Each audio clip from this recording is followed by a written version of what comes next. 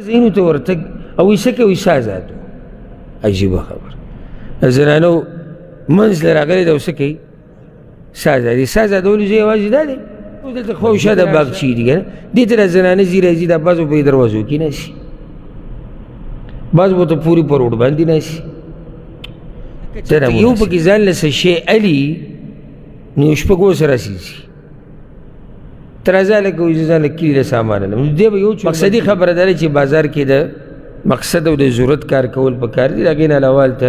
ګرځېدنې دي پکار هلته زنانه ګرځي په حرامو به دې نظر پرېوځي او زموږ په دې پښتنو کې یو څو خبرې ما لیدلي دي او زه الحمدلله په هغه کسانو کې یم چې په دې کې نه د چا نه یره کوم نه حیا کوم چې یاره دا خو زه د پښتنو مسله بیانوم او دا خلک به څه وایي او پلانې به څه وایي الله نه خلک د هر څه وایي دغه زما کار نشته یو څو خبرې من کې دي یو هغه ده بې ځایه په بازارونو کې ګرځېده دا دلته وګوره خوا او شا کې چې بازارونه وي چې مزدورانې دي کسانو کمې شي او کار یې نه وي نو ځکه بازارونو کې به کته ځي او بره به ځي کته به ځي او څلور او پنځه یو ځي ځکه ګوره بازار کې اکثر فیملیانې ګرځي اکثر زنانه راځي ځان له خپل سامانونه لري ستا که ضرورت یو کار یو کس دوه لاړ شي خبره ختمه شو راځه نو بې ضرورته به ګرځي یوه بله دا که چېرته یو پکې ځان له څه شی الي نو یو شپږ اوسه راسېږي تر ازا لکه وایي زه ځان له کلي له سامان علم نو دی به یو چورباتي وي او یوې چورباتۍ له به د ټوله دیره روانې کړي دا به اوسه ټول چکر لګوي پوره په دې سړی ښه نه ښکاري والله په بازار کې سړي ته ځان ګوره ډېر یعنې مناسب نه ښکاري چې سړی چې دې بازار کې وي او بیا هسې ګرځېده راځه دې ته به ورشو راځه دې ته او دا په سود او دا په سود دا که ته بیا پرېږده دا د دیندارو خلکو طریقه نه ده ګورې بله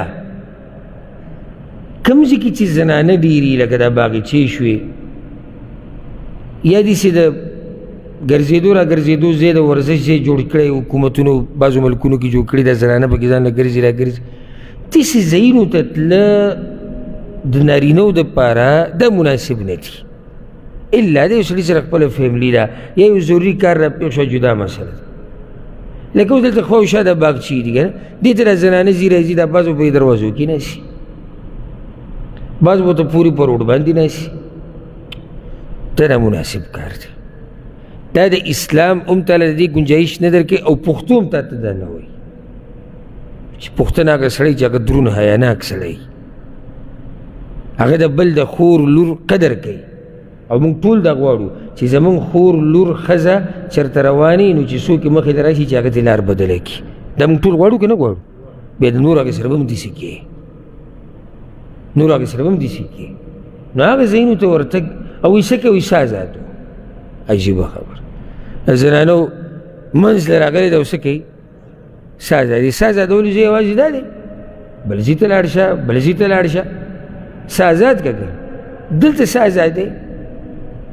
نو لازم به په حرامو کې واقع کړي لازم څوک دا ماته نشي ویلی چې زه دې د باغچو خوا کې کښېنم یا په باغچو کې کښېنم او زنانه دې ګرځي را ګرځي او زه به دا نظر بلکل دقې شان کته ساتم نو ته تلی سلی ته به تلی سلی